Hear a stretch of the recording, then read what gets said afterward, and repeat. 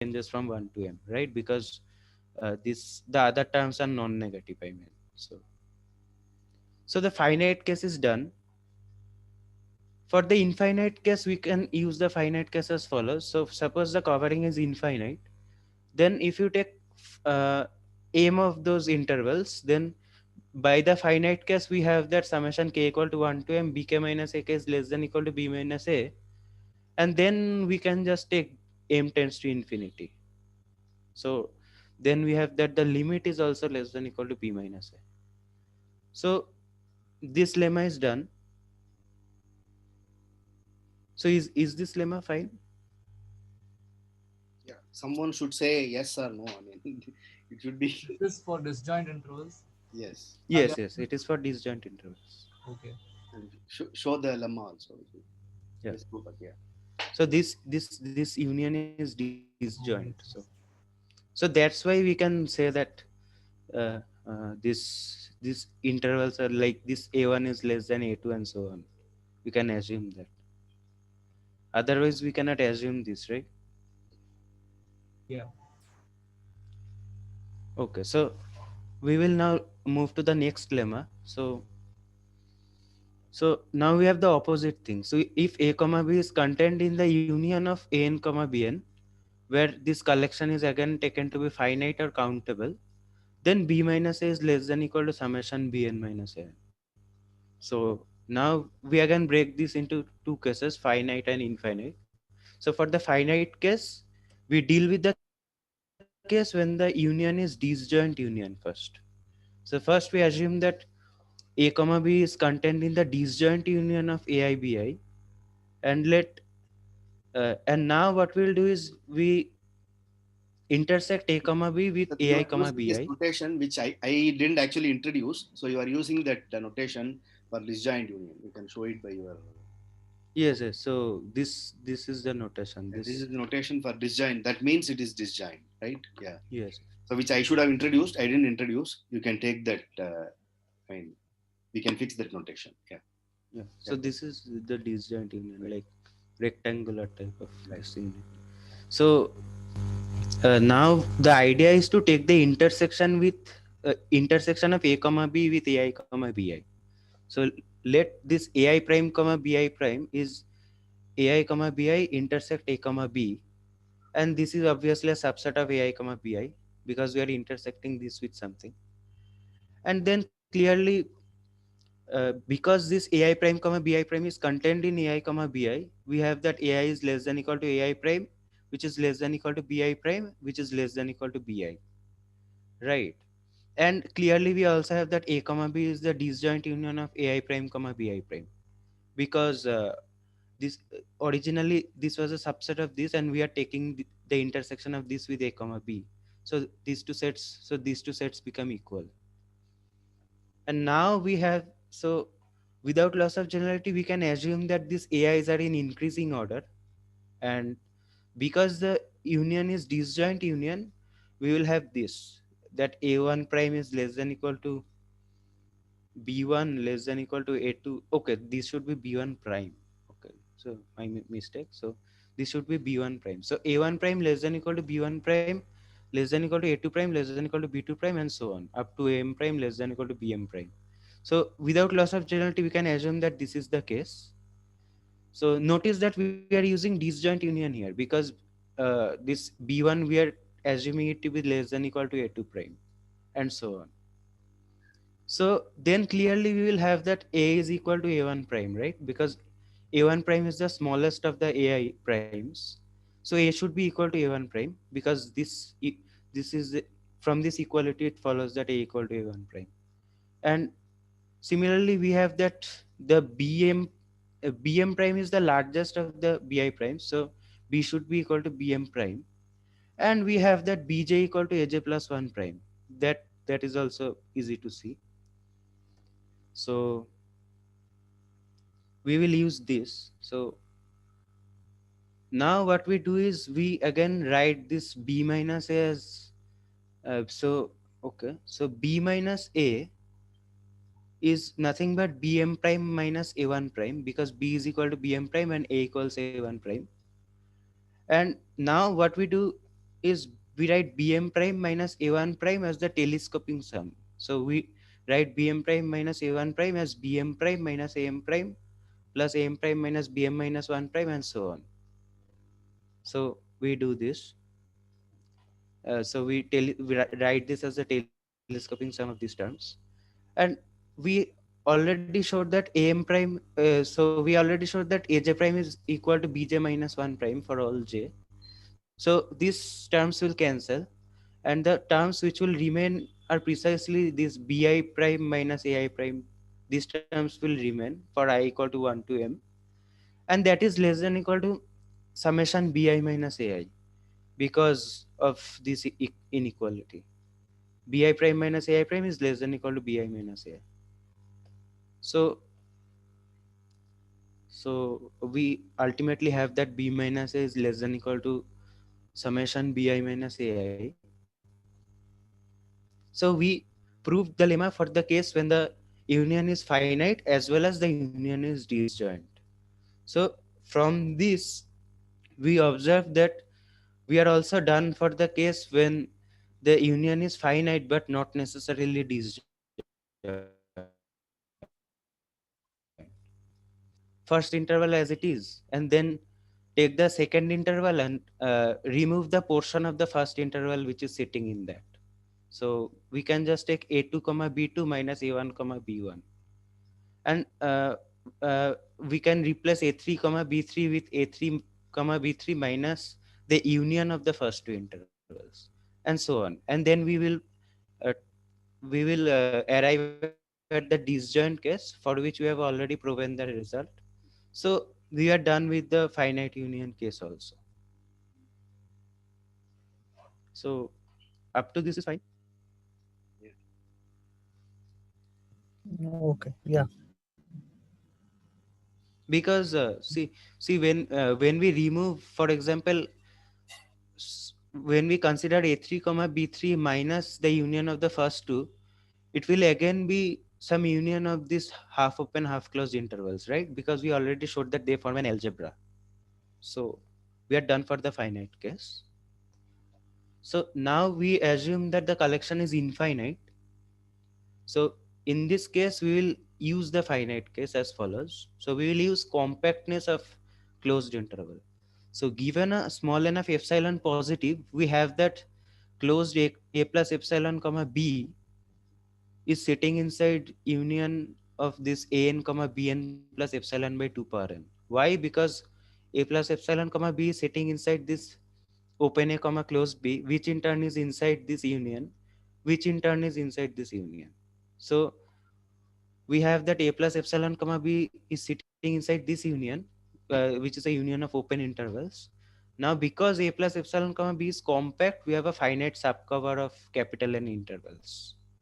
So we have that a plus epsilon comma b is sitting inside this union of capital N intervals, which we can assume that without loss of geometry that these capital N intervals are the first n intervals. We can assume that. And now we will, and then we obviously have that this, if we replace this closed by this open thing, we again have this inclusion. This is obvious because this open a plus epsilon comma closed b is sitting inside closed a plus epsilon comma closed b. So this is the case, and now we will use the finite case for this. So using the finite case, we have that b minus a minus epsilon, which is the length of the left side interval, is less than equal to sum of the lengths of these intervals. So b minus a minus epsilon is less than equal to summation bn plus epsilon by 2 power n minus an, which this is clearly less than equal to summation n equal to 1 to infinity of this sum, and this is obviously a geometric series, so this sums to epsilon if we sum it from n equals 1 to infinity. So combining this, we have that b minus epsilon is less than equal to summation bn minus an plus 2 epsilon, and then by letting epsilon tends to 0, the lemma follows. So we are done for the infinite case also. So we are done with lemma 2. So is the infinite case fine? Yeah. Yeah. Okay. So now we start defining our measure. So we define measure on the algebra A as mu of this disjoint union ai comma bi is summation bi minus ai. We will first show that this mu is well defined, and then we will prove other properties of mu. So first we show that this mu is well defined. So suppose you have two representations of this interval. So suppose this disjoint union I equal to 1 to n ai comma bi is equal to disjoint union j equal to 1 to m cj comma dj, then we will use lemma 2. So we note that x equals, so this is, we rename this as x and we rename this as y. We note that x is subset of y. So by lemma 2 we get that the length of the left side is less than equal to the sum of the lengths of the right side. So we have that summation I equals 1 to n bi minus ai is less than equal to summation j equals 1 to m dj minus cj. So mm, this follows, and similarly we have that y subset of x from which the reverse inequality follows, and combining these two we have the equality of this sum. So we see that mu is indeed well defined, and now we will, so now we will show that mu is countably additive, mu is sigma additive on the algebra A. So what we do is we choose xi belongs to A for I belongs to N such that this disjoint union belongs to A. So as because this disjoint union belongs to A, we can write this disjoint union as disjoint union of AJ comma BJ. So by lemma 2, again we have that this disjoint union lies inside this union of xi. So by lemma 2 we have that the sum of this lengths is less than equal to summation I equals 1 to n 1 to infinity mu of xi. This is by lemma 2. And then you have that so this is nothing but mu of the disjoint union of xj, right? Because disjoint union of xj is nothing but union of aj comma bj. So this implies that mu of disjoint union xj is less than equal to summation of mu of xi. Okay, so this proves one side inequality. For the other side of the inequality, note that this mu of this countable union of xj is greater than equal to mu of the finite union of xj, which is equal to the summation of mu of xj. For finite disjoint union, we can say that the mu of the disjoint union is sum of the mu's, right? And then letting k tends to infinity, we get that mu of the disjoint union is greater than equal to summation of mu of xj, right? So we have the inequality reversed now. So we have the equality. So in fact, mu is countably additive on A.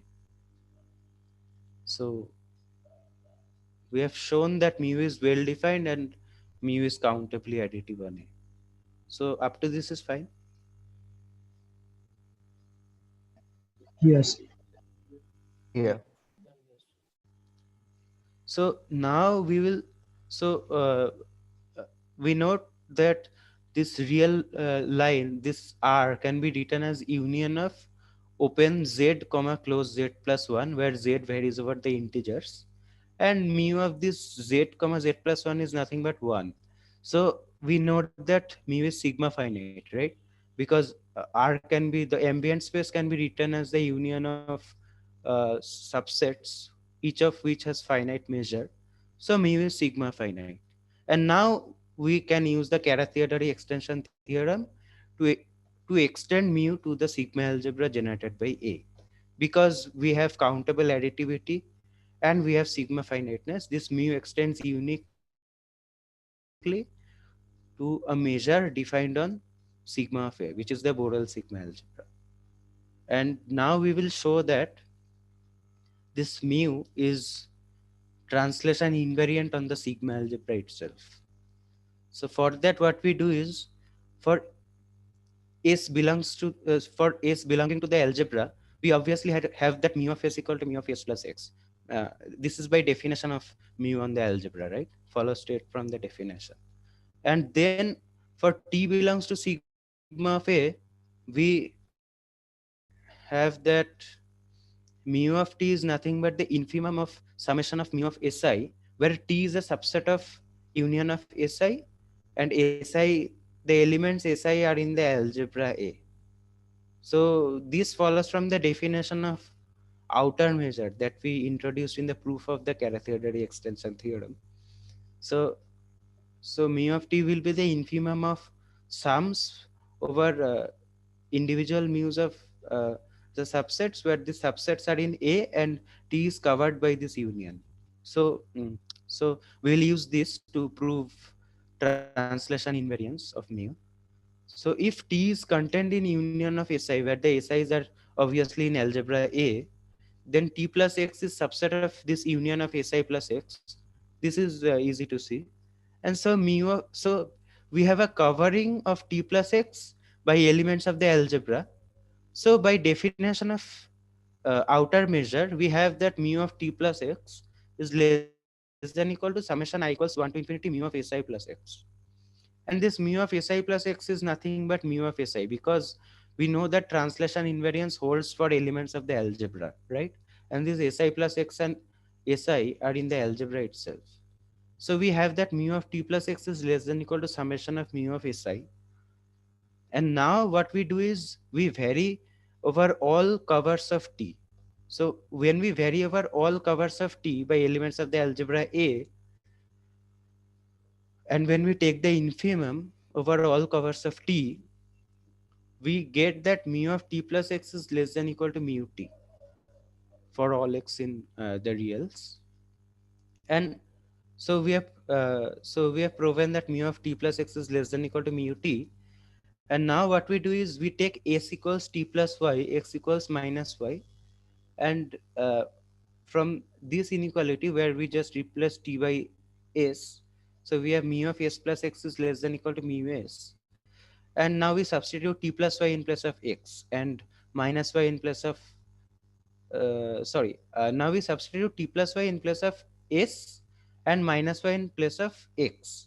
So when we do that, we get that mu of t plus y minus y is less than equal to mu of t plus y. And so this is nothing but mu of t less than equal to mu of t plus y. So we have the reverse inequality also. And from this it follows that mu of t is equals mu of t plus x for all elements of the sigma algebra. So we have proven that the Lebesgue measure is translation invariant. So is this fine?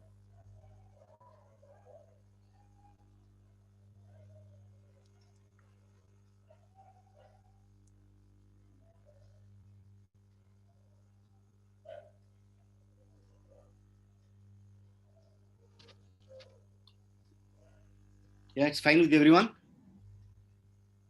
Yeah. Yes. Yes. Yeah, it looks so. But there is one thing that see, if you have a set T in sigma of A, you have to show that T plus X is also in sigma of A. Okay. That is not in the book. It's not written. That is clear, but I'm saying one has to check that. I mean, it's important to check that. Yes, yes. So it's clear for algebra. It's clear for It's algebra. So it's intuitively clear for sigma algebra also, but no, but how should one prove that? no, Like, we shouldn't use intuition. No, we should use yeah. intuition to prove it. Okay. So Like maybe you can define isomorphism which takes everything and translates by x. So that is an but isomorphism in algebra. So that introduces an isomorphism on the this sets generated by the sigma algebra generated by those sets as well. so what do you will no, but you have to show it's equal, no? Not there is an isomorphism or whatever you mean by that. Okay. Okay. So you need to show it's equal. So I mean, you need to actually have equality. The sigma algebra generated by T or T plus X, they are same. That's what you want to show. So what I think will be a proof is I think so. You can try to write it if you see. You take all those sets T in the Borel sigma algebra generated by A, such that T plus X is also there. Okay. I mean, that's a usual. See, whenever you want to prove any statement about sigma algebra, this is what you should think. You should try to have that relation right as in terms of set and prove that it's a sigma algebra. Then it holds for everything. Okay. So I will just, I mean, I think I think it's clear from what I say. Otherwise, I will write it. You take all the sets T in the Borel sigma algebra generated by A such that T plus X is also in A. So then that is certainly contained in the Borel sigma algebra by definition. Then you can show the algebra is contained in that. Then you can show that it's a sigma algebra. And it's clear because union, everything is preserved under this translation. If you take union of sets, union of an plus x is union of an plus x. A complement, a plus x whole complement is a complement plus x for real line. So all these things you can check. From that it follows that that's a sigma algebra. So that will prove that, I mean, it's true for all sets in the sigma algebra B of A. T plus x is also there. Okay, I'll just get my layer back.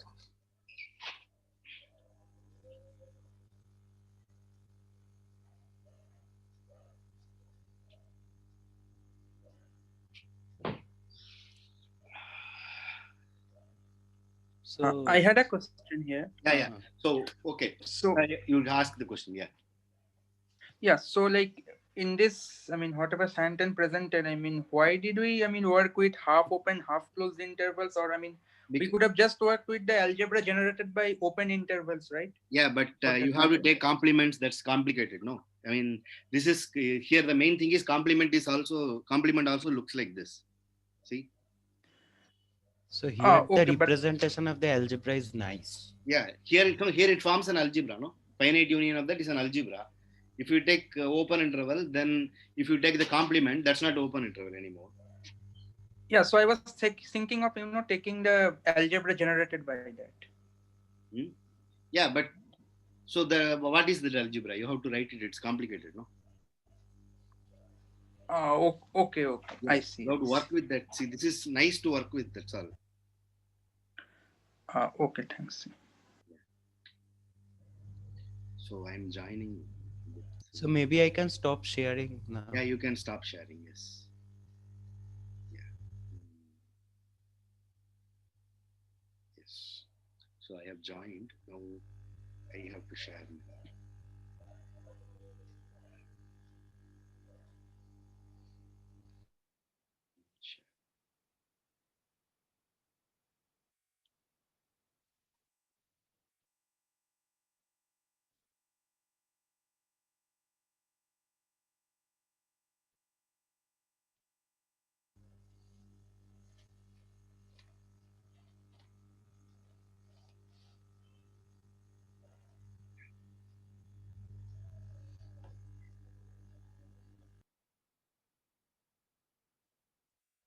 Okay, so what I mean is the following. I mean, I have orally said the proof. It is just you want to prove that if T, so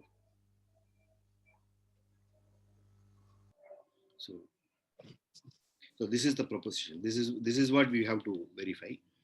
For all T in B of A, whatever he has defined as A, T plus X is also in B of A for all X in real number. And the proof is just what I said.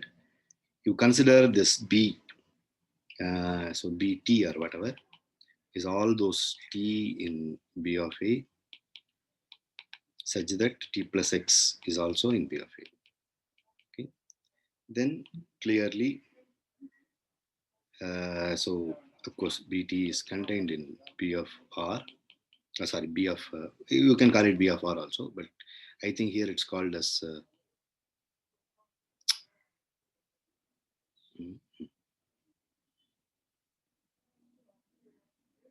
B of A. Then A, you can see that A satisfies this. So A is contained in BT, okay? And BT is sigma algebra. That's because if you have A plus X, sorry, I should have used T. If you have T plus X complement, this T complement plus X, and union of T and, so since you use T, I am using T, okay? N equal to 1 to infinity plus X is union of N equal to 1 to infinity Tn plus X. I mean, he didn't specifically define what is A plus X, which is just you take all the numbers. So if you have, that also one should define. So A plus X equal to all those y plus x with y is in A. Okay, y is in A. So these things can be easily verified. Because of this, it follows that Bt is a sigma algebra.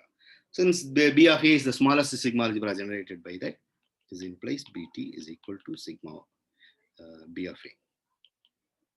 Oh, or sigma of A, whatever. I mean, I think it's B of R. This is called B of R.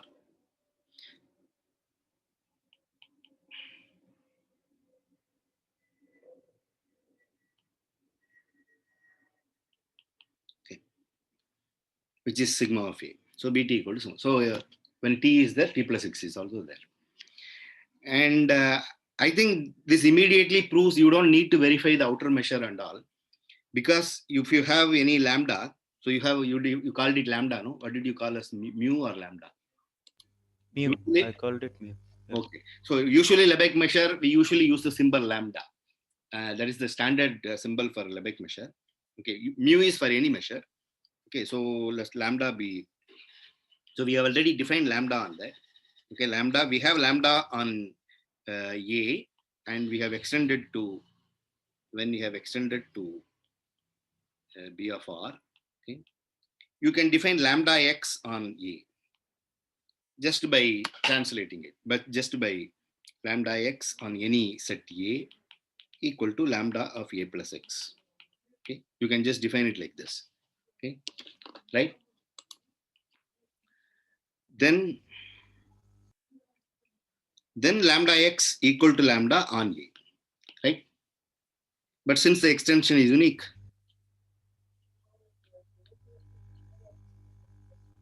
we have proved the extension is unique. Lambda x equal to lambda on that B of R also. So, I mean, your proof is also correct, but it's just you don't need that. You can directly prove it. That's what I'm saying. This lambda x is translation invariant on the algebra initially. Yeah, initially on the lambda x, you have to verify that lambda x is also a measure. That follows immediately, because the same, everything will be satisfied by lambda, will be satisfied by lambda x also. And lambda x is a new measure, and lambda x equal to lambda, which is what it means by translation. And lambda is translation invariant. Okay. Right? And then we are using uniqueness of the Yeah, when extension. by the uniqueness, lambda x equal to lambda. This is another way of saying it. You don't need outer measure and other things. But anyway, but anyway, you have to verify that t plus x is also there in the sigma algebra. For that, this is the proof, which is a trivial observation. Okay, so this ended very soon. Okay, so now we have defined Lebesgue measure, and Lebesgue measure has some very nice properties. So by intuition, suppose if we use intuition, then we will we have that any interval as a positive measure, any non-empty interval AB as positive measure, any open interval or something. So the question is, suppose if you have any set, suppose you have a contained in R, does it mean that it contains an interval? I mean, that is something very intuitive to expect, right? Because we suppose lambda A equals greater than 0, then is it true that it contains an interval, which is also equivalent to saying, which is same as saying, so is interior of A. That's what it means by it contains an open set. It contains some open set. Interior O is not equal to empty. So that's the question. Okay. But then this is not actually true. Here is an example. So let so our measure space is R, and let lambda be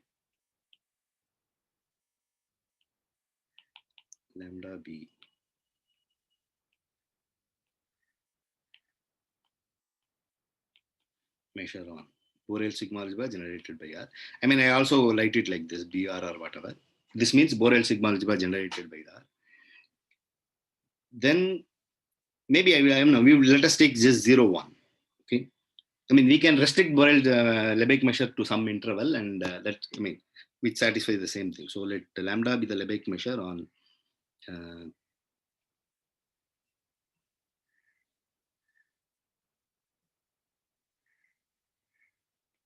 1.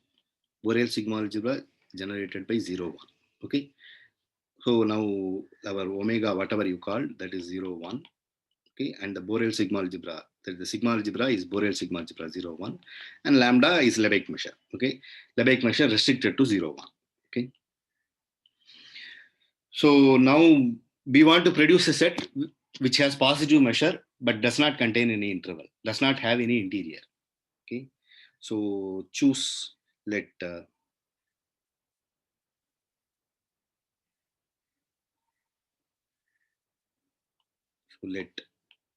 so you know that rational numbers are countable. All of you know that, I believe.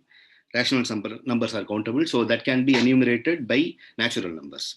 So let Rn n in n be any enumeration, be an enumeration of rational numbers. Q intersection 0, 1.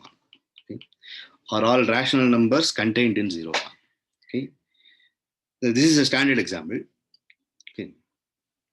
Then take A equal to union of n equal to 1 to infinity Rn minus epsilon by 2 power n plus 1. Let me take 2 power n plus 1 Rn plus epsilon by 2 power n plus 1. This is an open interval. Okay. So then each interval has measure epsilon by 2 power n, right? Lambda of this interval Rn minus epsilon by 2 power n plus 1, Rn plus epsilon by 2 power n plus 1. You have to subtract this from this, Rn will cancel, and epsilon by 2 power n, 2 times that, which is equal to epsilon by 2 power n, right? Right. So then lambda of A is by the subadditivity or whatever is less than or equal to summation epsilon by 2 power n, which is equal to epsilon. So any arbitrary epsilon can be any arbitrary. So A complement is closed. I mean, it's compact, in fact. It's compact. So it's closed and compact. And lambda of A complement should be 1 minus epsilon. Okay, because whole set has lambda, which is, I mean, that's because lambda of 0, 1 minus lambda of A. Okay, I mean, no, this is greater than, sorry. What I said is not correct.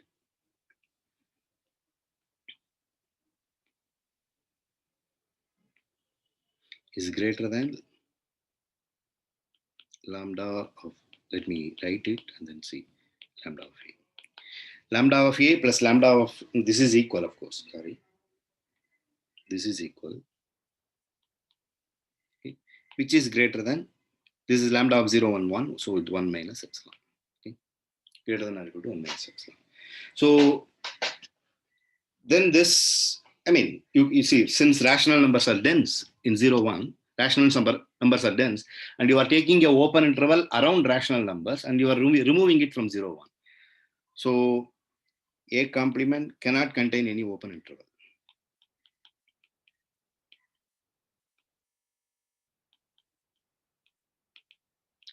Okay, so I'm sure all of you know from analysis that if something is open, it has to contain, I mean, if it interior, I mean, so this implies interior of A complement is empty. If interior of A complement is non-empty, that means it has a open set inside. Then any open set in real numbers are countable union of open intervals. Okay, so it has to contain an open interval. Say it again. Someone said something. Okay, so it has to contain an open interval.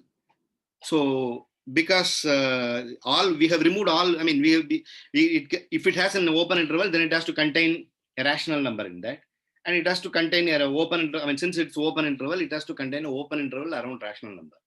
Okay, so it will contain this. Okay, if not,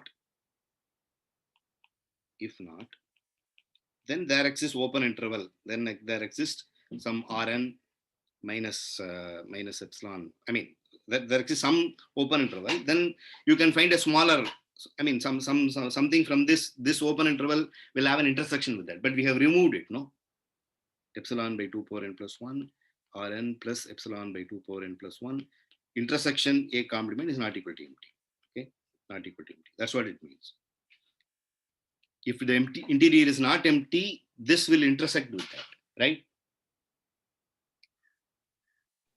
Sir, It looks there. Yeah. sir, this proof looks okay, but I can't intuitively grasp it. Like I think that that A must equal the whole interval 0, 1.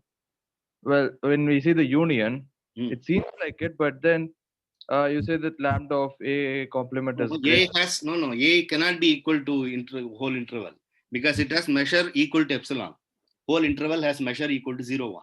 If that is equal, then that will have the same measure, no? That's not Yes, possible. sir, but no. What I was thinking was, said theoretically that if x is any point in the open closed interval 0, 1, then x is in any open interval containing x, there must be rational numbers. And if we take that open interval small enough, then we can find some. What is that? What is that rational number and what is that epsilon? So you will have some rational number, right? Yeah. And each rational number, the point is we are taking an infinite sequence and we are changing the epsilon. We are changing the epsilon. Okay. So what you think intuitively is not true is what this says. Because if that is the case, then the measure should be, we have proved it's countably subadditive or something. Okay? Countably additive, countably subadditive. So that means that lambda of A cannot be equal to epsilon. You just use the calculation, you just do the calculation, and you see that lambda of A equal to epsilon.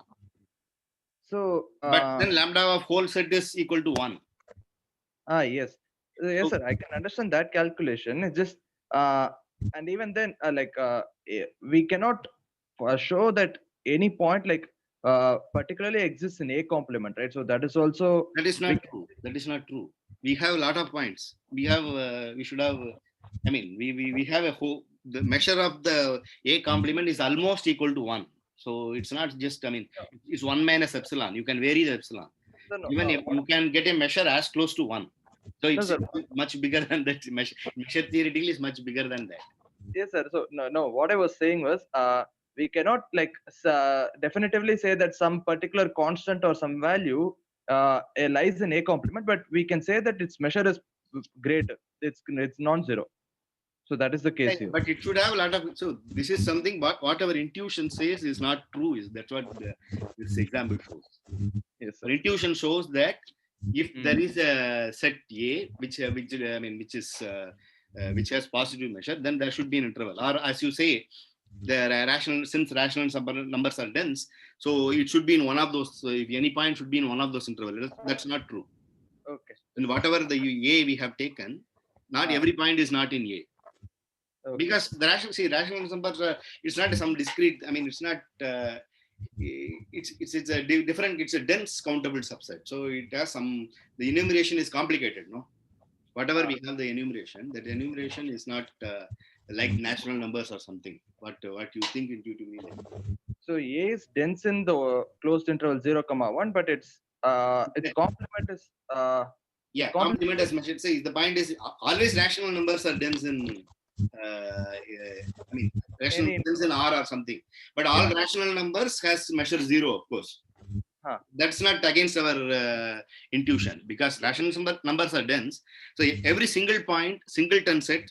Why is this like this? Yeah. So you see the point is every lambda of any singleton is 0. Okay, because it's like an interval xx and x minus x is 0. So this you can write it like this if you wish. Okay? And the lambda of this is equal to this is 0. Okay. Lambda of the rational numbers is also 0, right? Lambda of the rational numbers, the set of all rational numbers. I'm saying, yeah, that's what I'm coming. Lambda of any singleton is 0, and q is rational number, which is summation over. Which is just r in q, which is just a countable union. Okay, so this is equal to this, and that is equal to 0, because it's a countable union of It's a countable union of singleton. So lambda of q is also 0. So that's not against. Even though q is dense in R, it has measured 0. It's not just that. You can take open interval around q and make it as small as you want when when see it's not as R goes to infinity or something. R is distributed, and but the enumeration is in a complicated way. You do something with the time. So that's why. So even that set is also lambda a. It's not zero because it contains open interval, so it cannot be zero. But lambda a can be made smaller than epsilon, whatever the epsilon you choose, as small as you want. So lambda a complement, which is greater than 1 minus epsilon, a complement does not contain any interval. It's a nowhere dense subset. Sir, Yeah. even if we take only the collection of the rationals, Yeah. then also its complement has measure 1 but do not contain any interval, right? No, that does not contain any interval, but that's not closed. No, I'm talking about a closed set. This is what is called a nowhere dense subset. Nowhere dense means the closure does not have any open interval. Okay. This is what is called a nowhere dense subset. Okay, nowhere dense means it does not contain any interval. The closure does not contain any interval. Rational numbers are not nowhere dense because the closure is everything.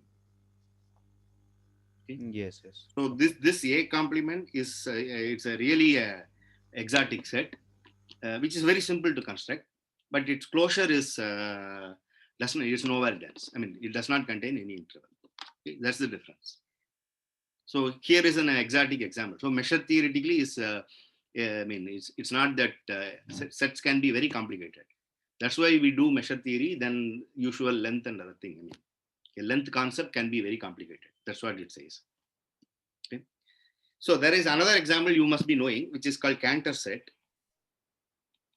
So I want someone to present in the next class or if you want next Tuesday, just present the Cantor set and show that its Lebesgue measure is 0.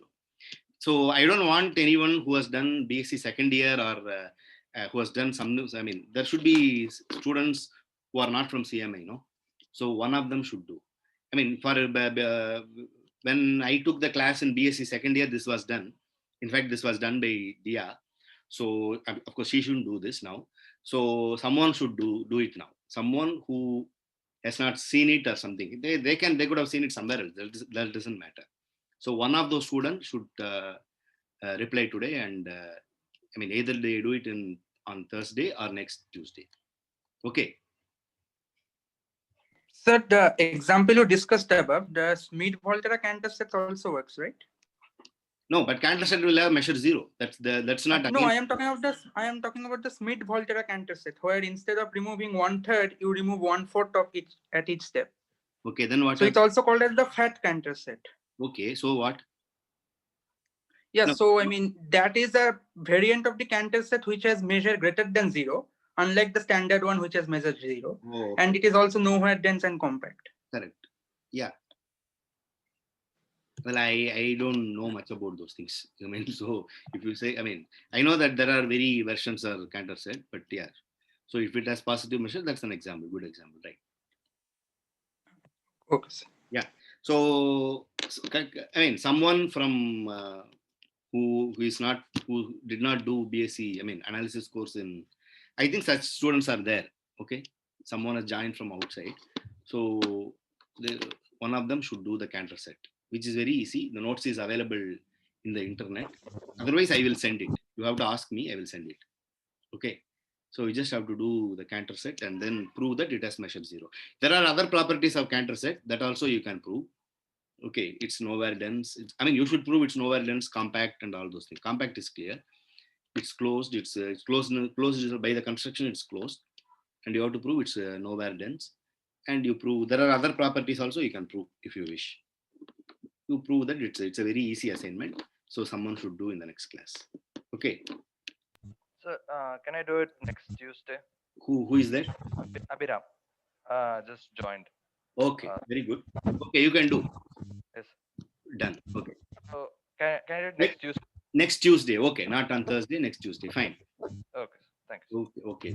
So Emails to everyone. Okay. So I didn't really prepare anything for today. So I mean, I didn't think you did. I have to. So we will stop today's class and we will meet on Thursday. Okay. Yes, sir. So if you have any Sir, yeah. Sir, Yeah. can the classes be taken from 4:45 to 6 instead of 3:30 to 4:45? So why don't you write an email if anybody has an objection? I don't have any objection for 4:45. I have no problem. Yeah, so I asked others in the WhatsApp group we have created, and there no one objected. Anyway, I will still write an email. Okay, you write an email, then I will also confirm, and we will next class we will have it on 4:45 on Thursday. Okay. Yeah, so 4:45 on Thursdays and Tuesdays. That would be better for me. Okay, no problem. Fine. Yeah. Okay, sir. Thank you, sir. Okay, thank you. Bye.